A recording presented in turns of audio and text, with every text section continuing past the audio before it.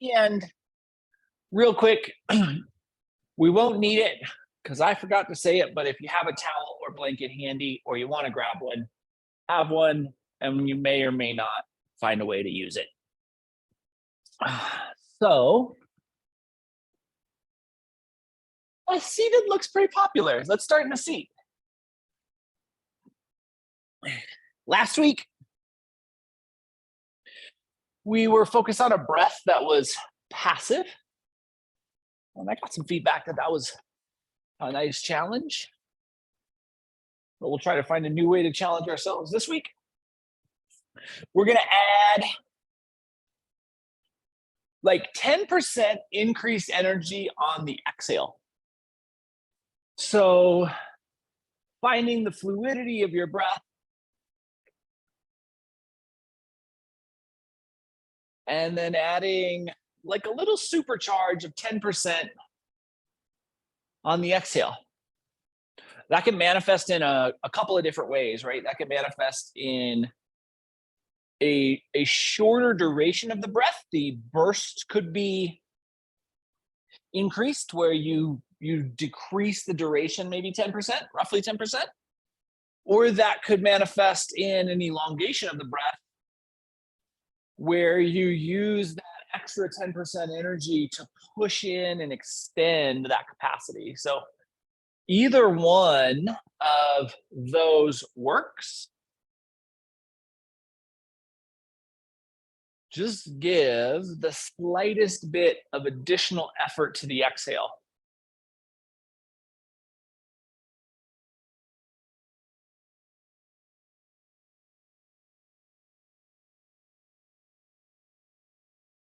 And we'll give ourselves about 30 more seconds here.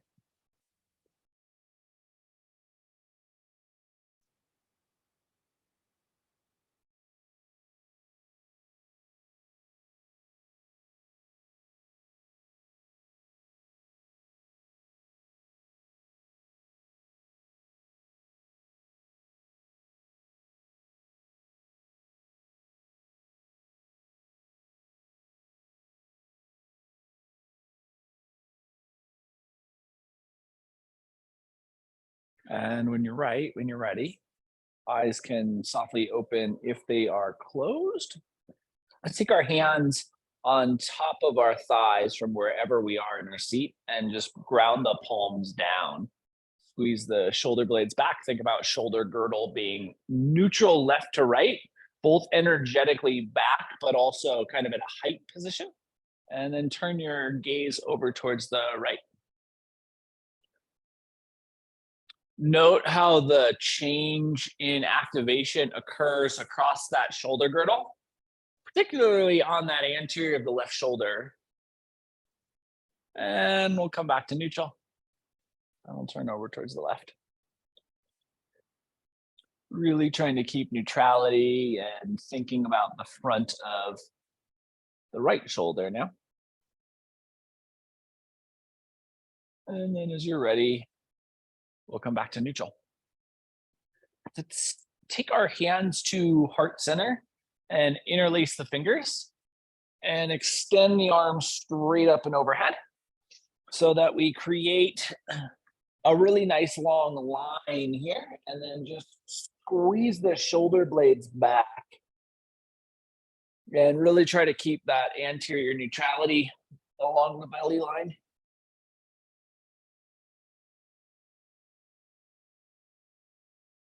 And we'll relax, hands come back to heart center. Let's just pause for a moment here, let a little shoulder integration happen.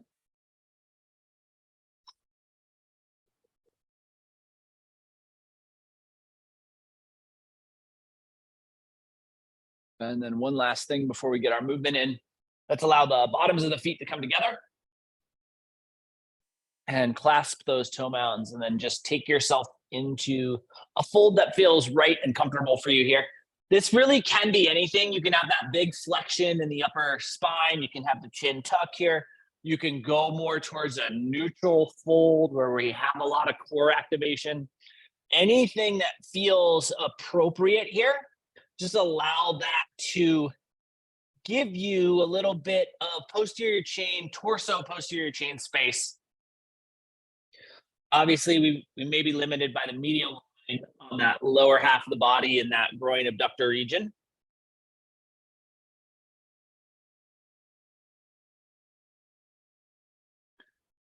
And we're going to give ourselves 25 more seconds to hang out here.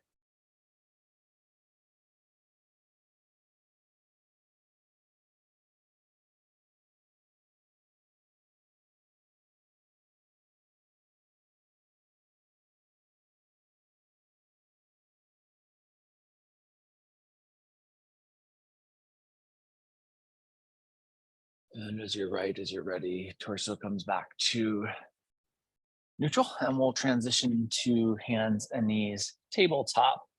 Get our movement out of the way. Hands settle, fingers splay, shoulder blades soften. Find the little bit of 10% extra additional energy on the exhale. And then once you've found that, utilize an exhale and that 10% extra to roll back into down dog. And see what that extra 10% means for the depth of the shape. And we will walk forward. Yeah, let's walk all the way to the front of the mat. We'll make this easy. So we come into a fold. Inhale to half lift. Extend the top of the head. Flatten and neutralize the shoulders. Exhale all the way back into that fold space. Take your right foot, slide it behind your left, and then press it down on that left side. So lateral edge of the left foot. Think about the big toe mound on the right foot pushing down. It's on the left side of your mat now. And then inhale into half lift. And as you come into half lift, don't allow the hips to rotate. So we flatten back out. We think about the midpoint of your shape still being towards that medial edge, big toe edge of your left foot. And then exhale back towards that midpoint of the shape. There's a pretty good requirement on the posterior chain on the right side. So that right high calf insertion, low hamstring insertion. And then from the full depth of your fold, release your right foot back to its side of the mat and settle into that extra space. You should have a pretty good amount of extra space as you unwind back to a neutral foot alignment. Inhale to half lift. Make sure you don't press back into that behind the knee space here. It can be easy to do now that we've opened that up. And then exhale all the way back into the fold. Left foot comes behind the right and it settles on the right side of the mat, medial edge. So push down, lateral edge of that right side. Push down into the big toe edge of the left foot. And then bring your awareness back to the center point of your shape, which is the medial edge of your right foot, big toe mound. Inhale to half lift. And exhale back to that midpoint of the shape.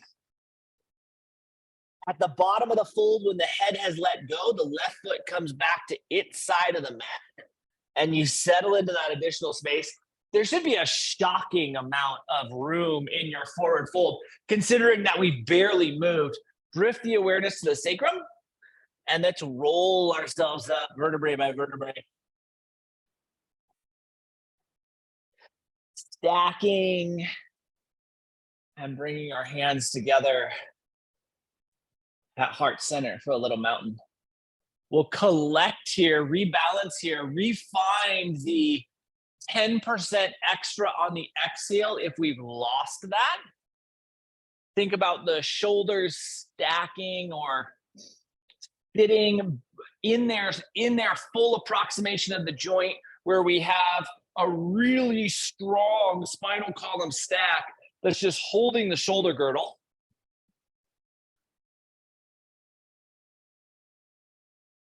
And interlace the fingers, and we'll push the palms away from us. So fingers interlace, palms press straight out. See if I can get that without that sunbeam.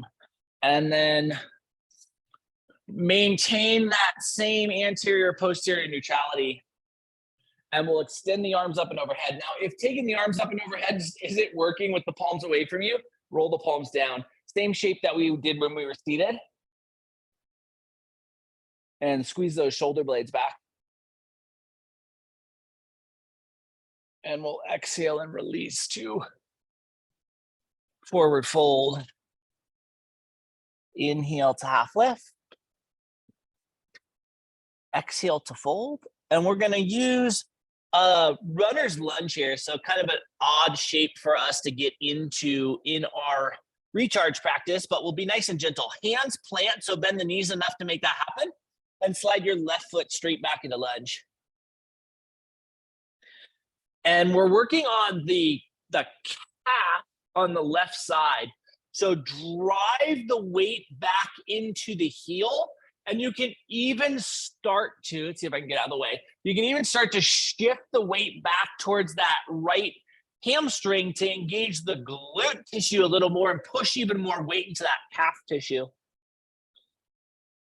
And then we'll just slide straight forward and return to fold. Inhale to half lift.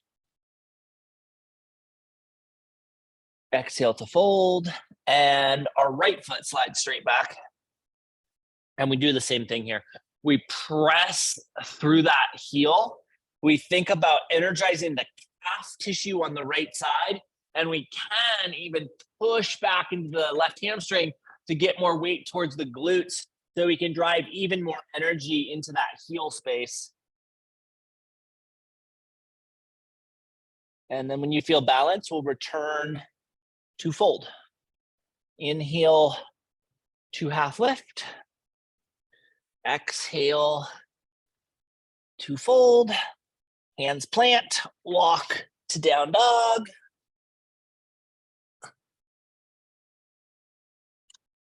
Probably the last opportunity for down dog. Almost certainly the last opportunity for down dog unless something goes really astray here. So explore what you might have, what might be available to you. And then when you're ready, we'll come down to hands and knees. And then from hands and knees, we'll just flip the tops of the feet and sink back into child's pose. Yeah, beautiful.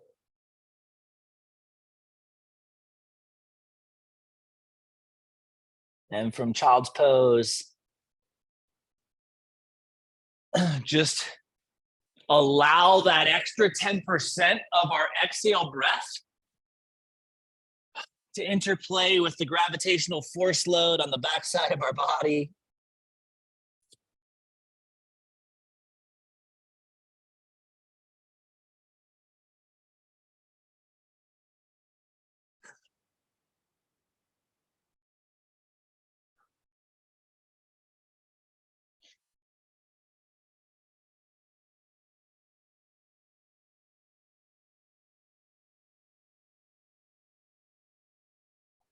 And we'll give ourselves about 20 more seconds here.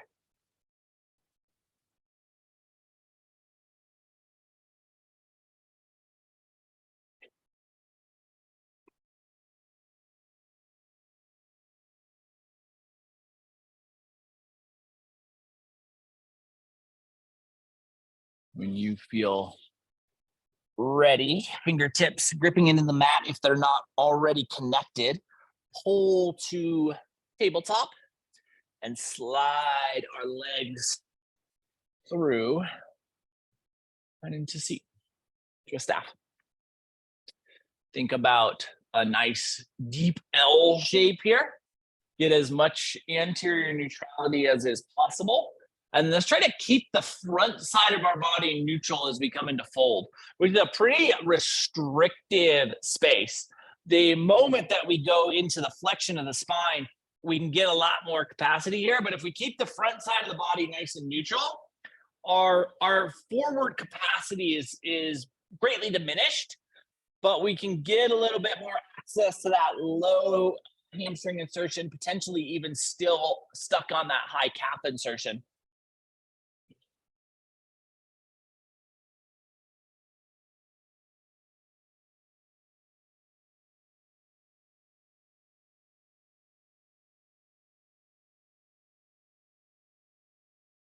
And we'll give ourselves 15 more seconds here.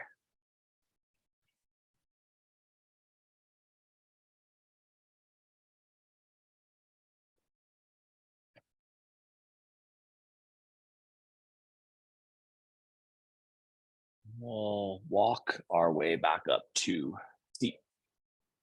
Okay, let's bend both knees and drop both knees over towards the left.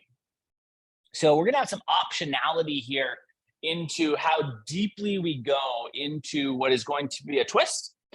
The first place we can be is right here. We can keep the hands kind of rooted and planted. We can also allow, and this is the lower half of the body twist, we can also allow that right hand to roll over, and we can get kind of halfway into the full shape. Or maybe we allow that left hand to come all the way to the right side, and now we're facing towards the back of the room. This can sometimes be too much, but we can also lower ourselves down so that the torso and forehead can rest on our mat. And if you have a prop there, you can use that to slide underneath the torso and forehead as well. So a lot of different shapes here. The biggest thing that I want you to think about is what is going to be the most beneficial for the body, not what is the fullest expression I can contort myself into.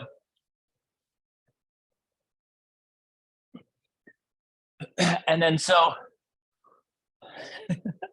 before I go into today's story, the slightest amount of backstory that you've likely heard, but just in case, I think it's a fair component before I tell today's story. So there's a time in my life when I got very, very deeply sick, to bedridden for multiple years. And I spent a lot of time with doctors, and over the course of that time, multiple doctors would speak about the potential for my experience to be psychosomatic. And I knew within me what the problem was, and it unfortunately it wasn't psychosomatic, but I do think that there's a real problem within the medical industry that when someone can't tell you exactly what might be going on, that becomes the first go-to line of defense. So before we get into today's story, that's a little bit of backdrop that will become more and more hopefully valuable as we move on.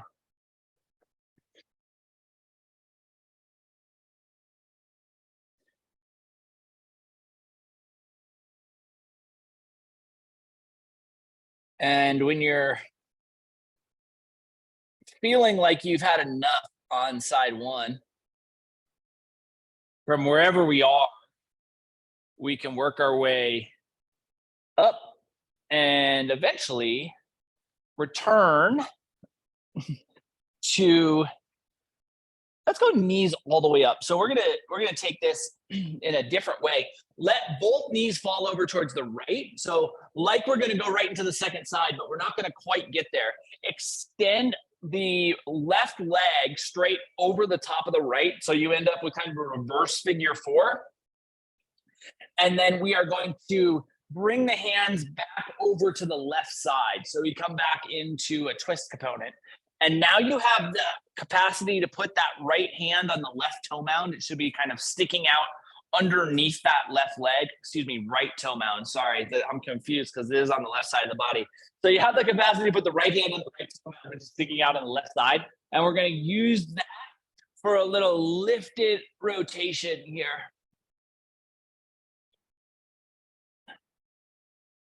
And then we'll come back to neutral.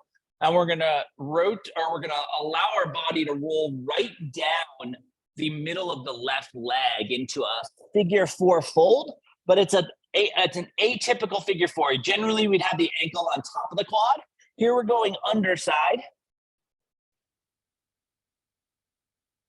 And that actually allows us for a couple of things. It takes some of the posterior chain requirement off of the left side of the leg, which generally it gets focused down into that posterior chain. So you have a little more softness there. And you should be able to more easily ground the both sides of the sacrum, which is what we're looking for as we take this fold. This fold is an asymmetrical fold and an atypical fold that we are using to reset the sacrum.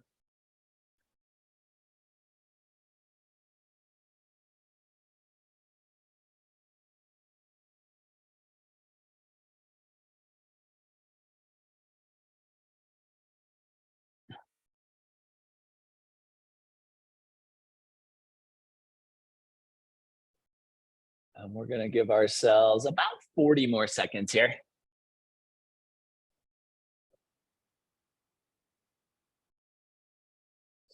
So there's this very old yogi who has built I don't know if career is the right word in yoga, but let's say career.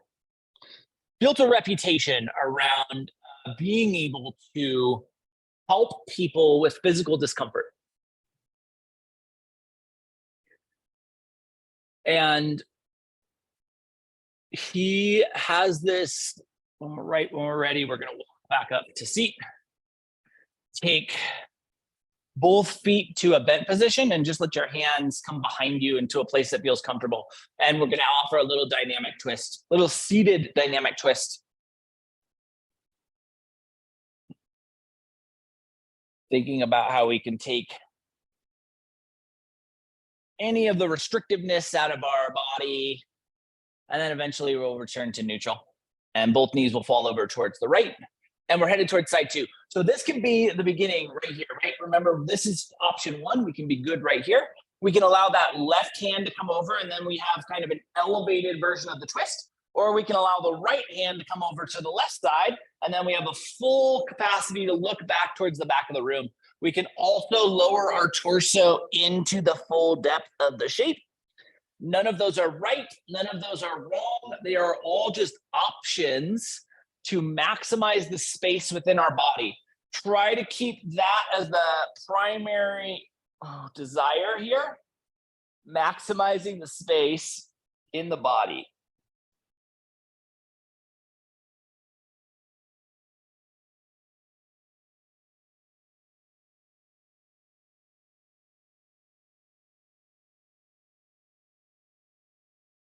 And so this old yogi has built up a reputation within the community, within the worldwide community, of not believing and being very open about not believing in the idea that pain manifests through psychology.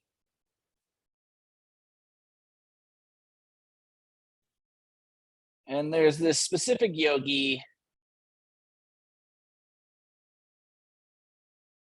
who feels like that is the perfect fit. When you're right, when you're ready, we'll return back to neutral. And knees come to neutral and then flop over to that left side. The right leg extends over the top of the left leg, and the left hand can come on the left toe mound as we take that big full twist.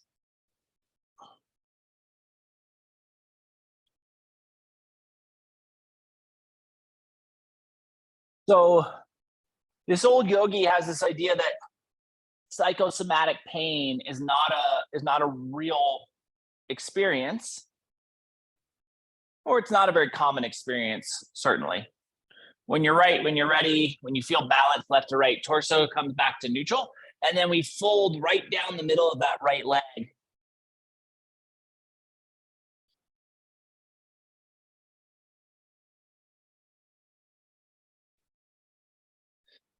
And so this yogi with this foot problem reaches out and he says, I want to work with you. I've been experiencing these plantar fascial pains in my feet for years. And I go and I get them addressed, and I keep getting this same response from the medical community, which is that they've done everything they can do, and maybe any further pain is just psychologically attached, psychosomatic.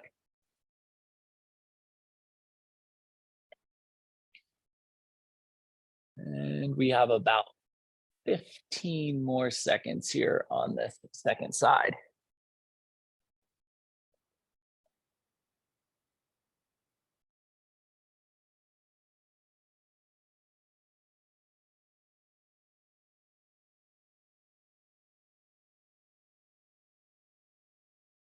When you're right, when you're ready, we walk the torso up to vertical, bring both knees to a bent position, let the hands come down behind you, and we'll just do a little dynamic movement, little lateral sway.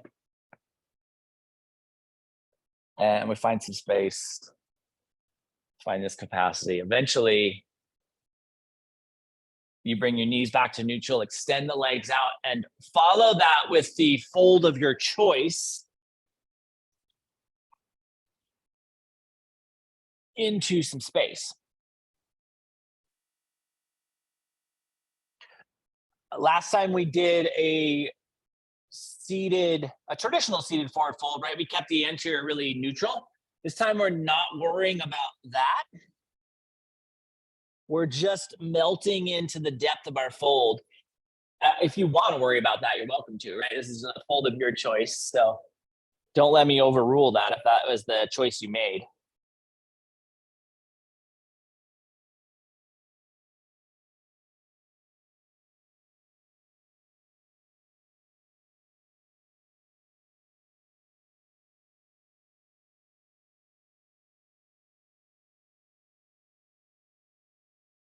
And last 15 seconds here.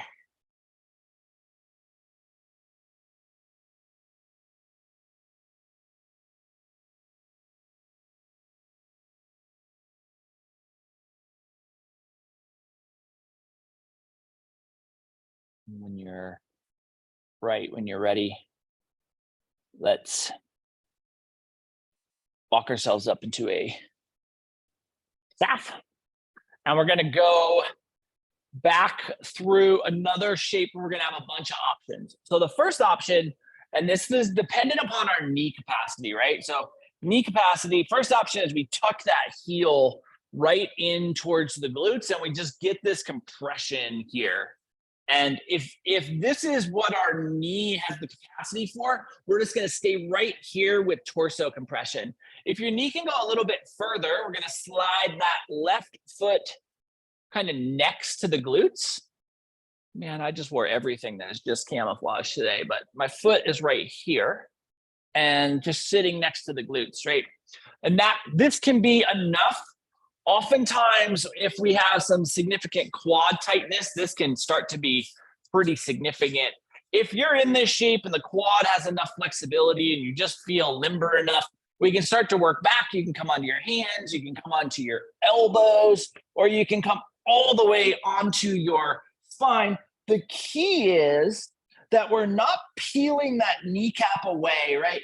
We're looking to lengthen the quad musculature, the attachment at the knee site.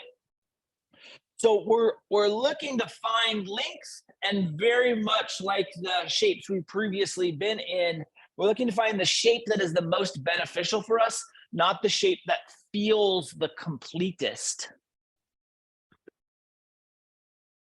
So this yogi hears this story about this plantar fascial pain.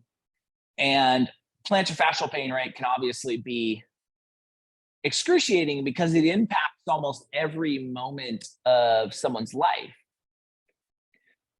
So he's had very good success with alleviating people with plantar fascial pain.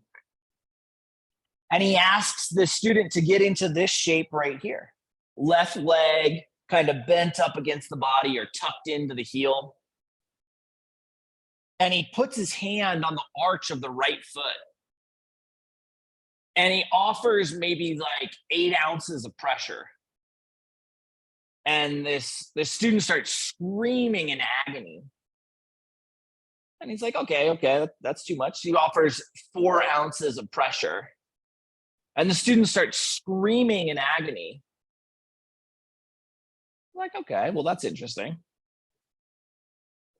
He says, maybe we're not ready for that right there.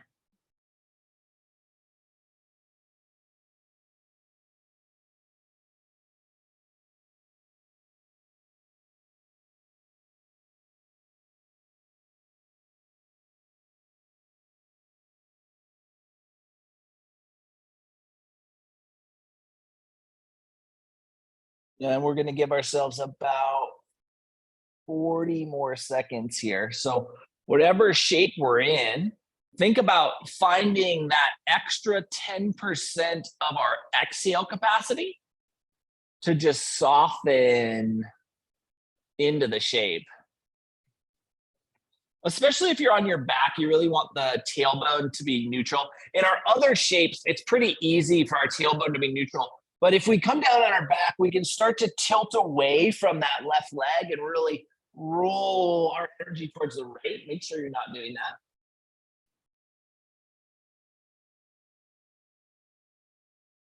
And then when you're ready, we'll work our way back to seat. So if you're on your back, elbows can kind of plant, and that elbow plant can be advantageous. We're working our way back up. The left leg extends. Give a little love on the back side of the left knee. No matter what shape we're in, we'll just find some love there, and then take yourself back into a forward fold.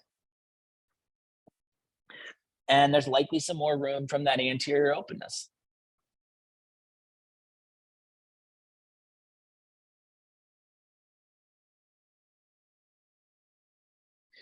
So if you haven't experienced plantar fascial pain, right, it is the tissue on the bottom of the foot, and the tissue on the bottom of the foot really is reactive to each and every movement that you make. So you can imagine the tissue on the bottom of the foot being excruciatingly painful through every moment that you're shifting weight.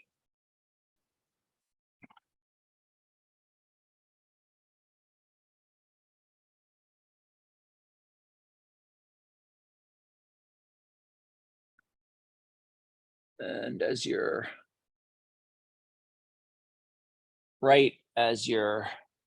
ready, just checking in on 3 complete exhales with that 10% extra energy, and see if you can find your way into 1 to 5% more depth of your fold from the exhale portion of your breath.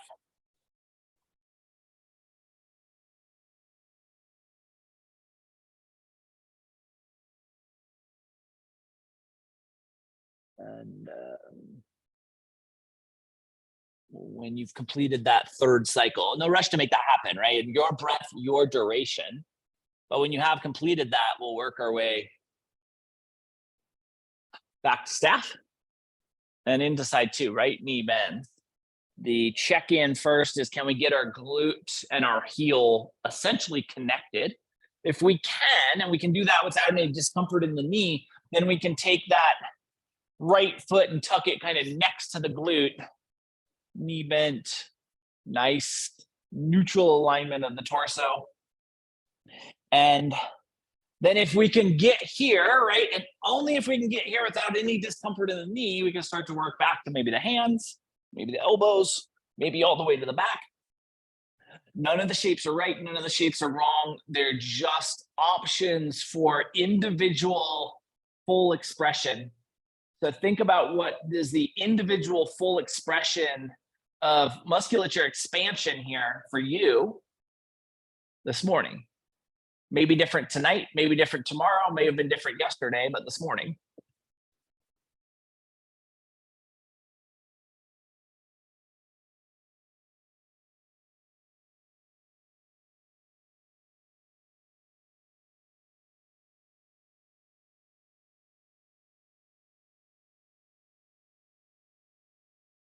And so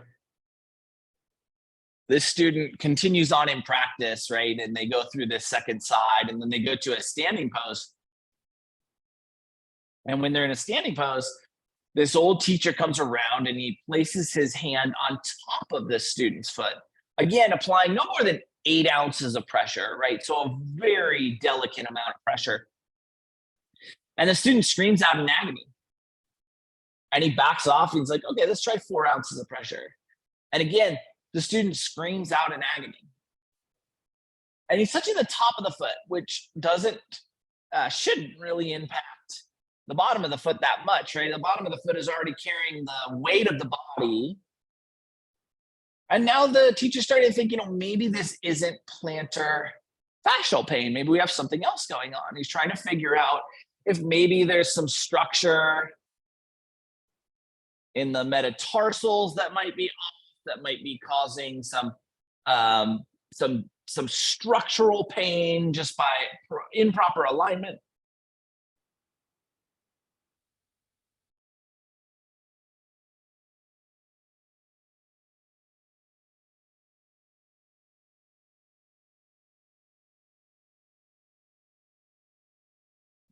When teacher kind of goes back to teaching class and he's thinking about what else he can do for this student with so much foot pain.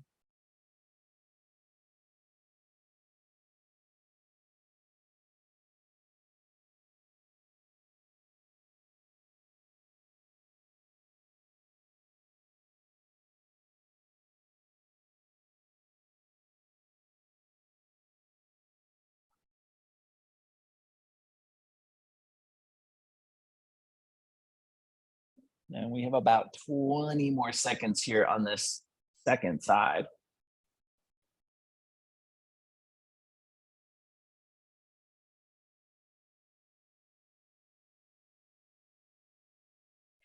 Remembering that you're trying to keep the hips level here, the sacrum level here, and that is our focus, or our relative focus. And then when you're ready, elbows can make their way to the mat if we're on our back, and we'll work our way up into staff. Leg extends once again. Give a little love to the underside of that right knee. And we'll take ourselves forward to fold.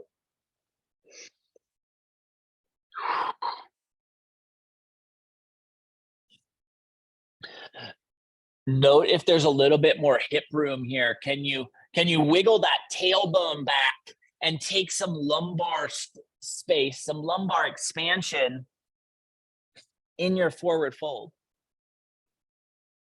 Almost expanding in the opposite way of what we might normally think of.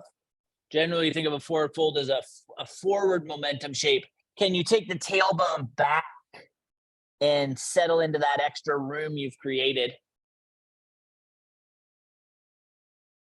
And we're going to give ourselves 20 more seconds here.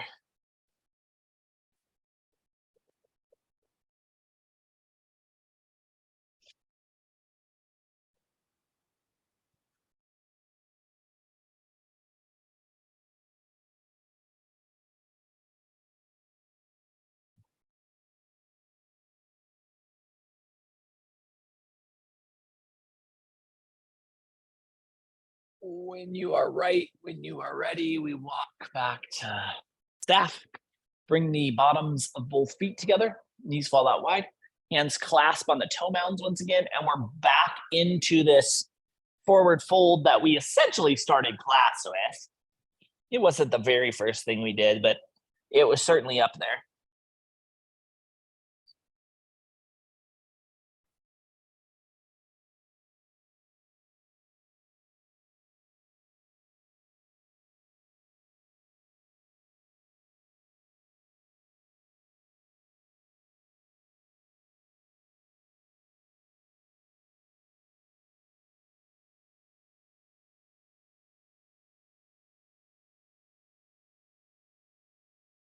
So a little opportunity for comparison into how we started and how we are getting pretty close to finishing class this morning. Think about that last 10% of your exhale. We'll do 3 cycles of exhale breath last 10, not, excuse me, the 10% additional energy. You're using that energy how you choose to, and think about what space you can create with that little 10% of additional awareness through 3 cycles of breath.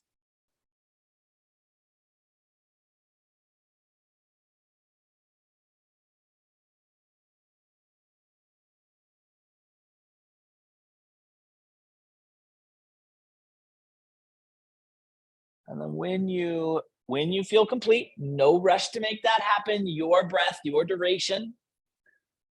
We'll walk ourselves back up to seat, and we're headed onto our backs.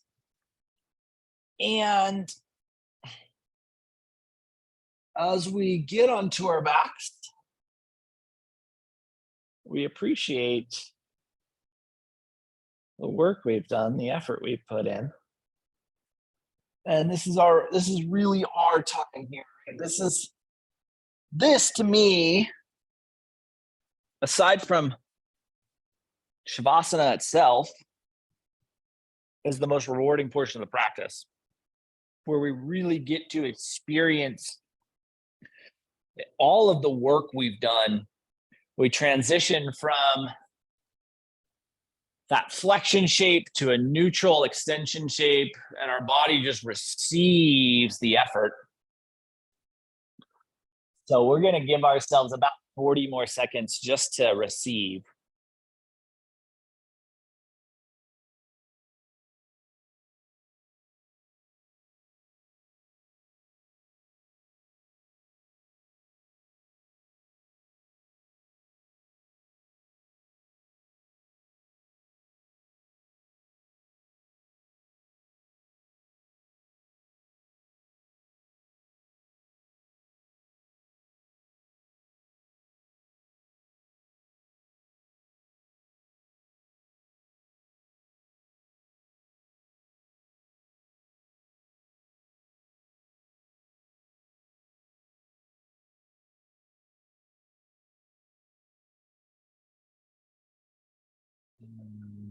Eventually, about 40 seconds just blinks by. We'll bend both knees, kneecaps can point towards the ceiling. This again, your time, your space. Once the kneecaps do make their way to what I call neutral, right, pointing towards the ceiling, sacrum is rooted, both feet are rooted, without allowing either the medial or lateral edge of your foot to break its contact with the mat. Start to rock your knees. So the foot connection is the limiting factor here. The spine can only twist, can only shift as far as your feet will allow them to. And what you end up getting, well, what you're likely to end up getting is a little bit of offsetness within the sacrum. So that as the knees work their way to their fullest space to the right, because both feet are flat, we have that anchoring point. The left hip starts to compensate by going down, and the right hip, the right side of your hips is probably a better way to describe that, because it's the pelvic bowl that's actually tilting, starts to lift up. And then the same thing, opposite side, right? Your knees go to the left, the right side of your pelvic bowl starts to tilt down, and the left side starts to tilt up. So we can feel a little bit more intently how much capacity for shift we have in the pelvic bowl. And then once you feel like you've encapsulated that shift, once you feel like you can feel how the pelvic bowl is shifting, then you can start to expand out. But start to expand out by thinking about what feels good within the pelvis, how the sacrum is rolling and adjusting with your movement, and the feet to be a little more detailed, the edges of the feet can start to move, right? Then you can start to lift and you can get deeper and deeper into the twist without the restrictiveness of that lateral and medial edge plant. So start to explore from the position of awareness, of focus at that midpoint. And just explore into what feels really good as we have this dynamic movement. And we'll offer about 60 more seconds of exploration time.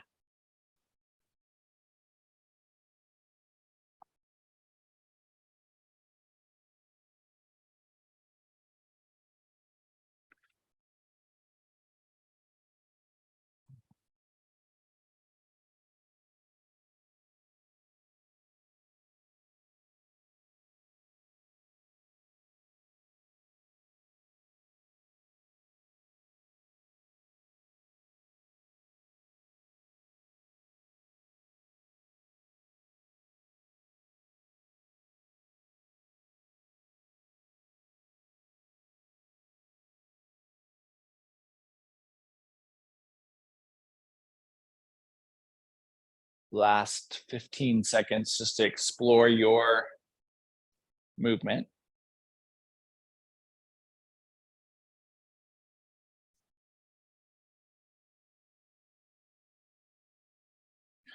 And as you're ready, we're going to bring the knees back to neutral, kneecaps point towards the ceiling, bottoms of the feet come together, knees fall out wide, little supine butterfly, little receptiveness, really feeling into that receptiveness focused around the sacrum and how the sacrum is responding now to this opposing external rotation of each hip, of each femoral head.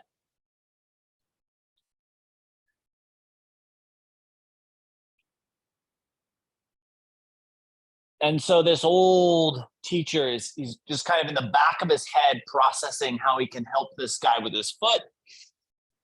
And he kind of leaves that to run in a back program of his head, and he starts to address some problems that some other students are having. And without even thinking, he busts out lacrosse balls and he rolls them out to everybody.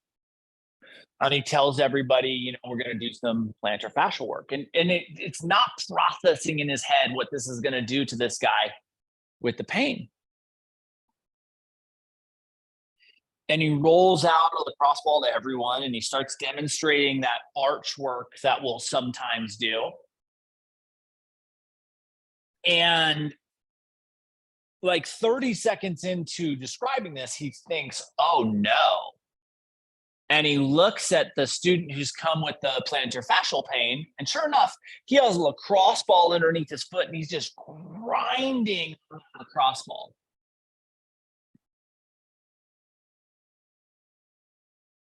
And so he lets it go. He's like, okay, well, you know, maybe that's great.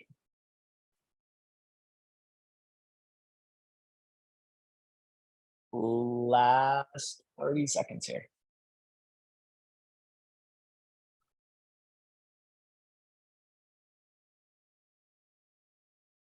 And eventually they put the lacrosse balls away. At the end of class, this old man, he comes around and he touches this guy's arch again. They're kind of in Shavasana pose. He comes over, he touches the arch. The guy screams out in agony. And he's like, you know, that was 2 ounces of pressure. When you're ready, help your knees back to neutral.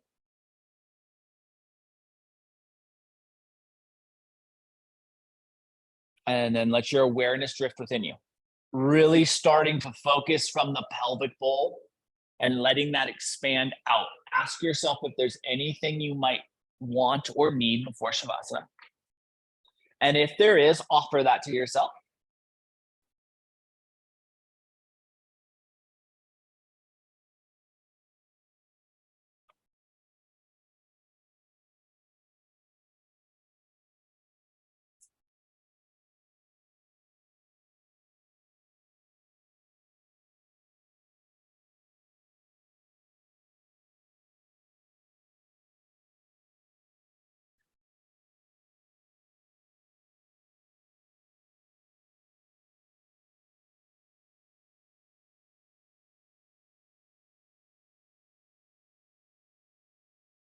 And when you feel right, when you feel ready, when your body feels receptive to it, drifting into a shape where you can fully appreciate. Awesome.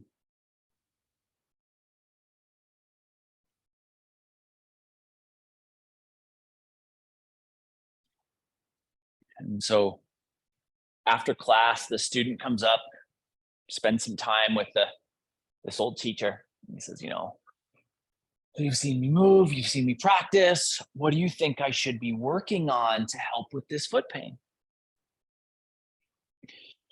And the teacher thinks for a moment. He says, I think honestly, I think your pain might be psychosomatic. Let your body just completely and fully relax into this space.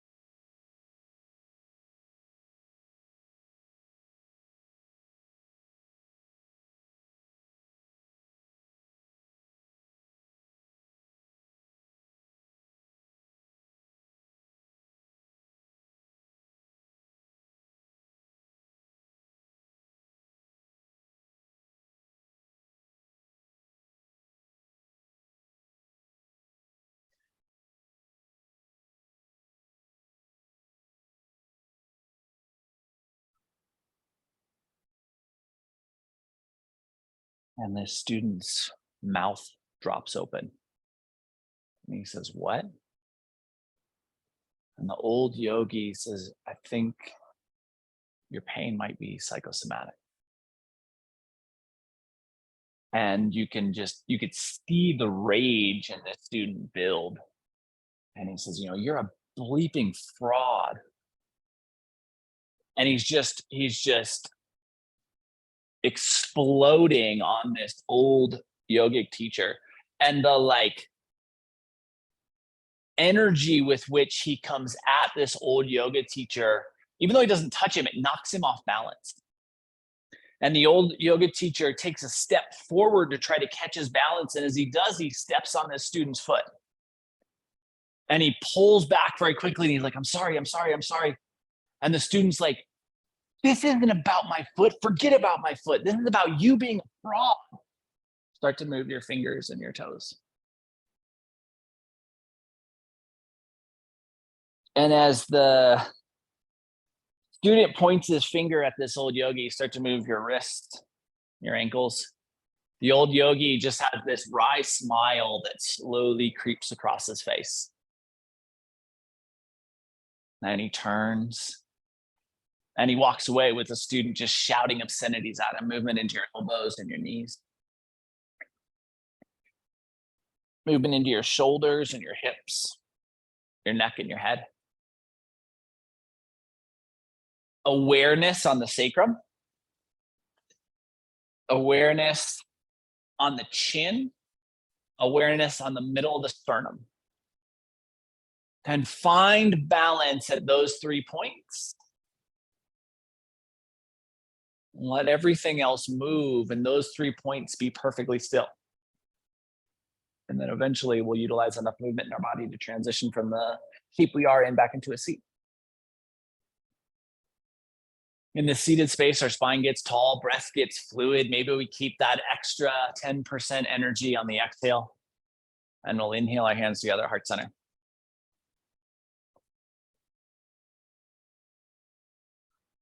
Over the course of the next 7 days, can you have enough awareness to know that if you give enough crystallization to your personality, to your thoughts, to your stories, to your ideas, you can be hurt much more deeply by someone stepping on your ideas than by having them step on your foot.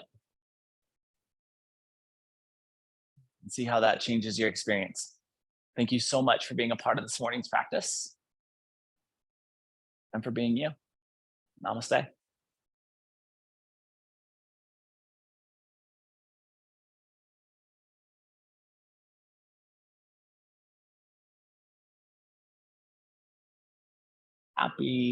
Happy, beautiful Sunday. I love the heck out of you. So nice to see so many of you this morning.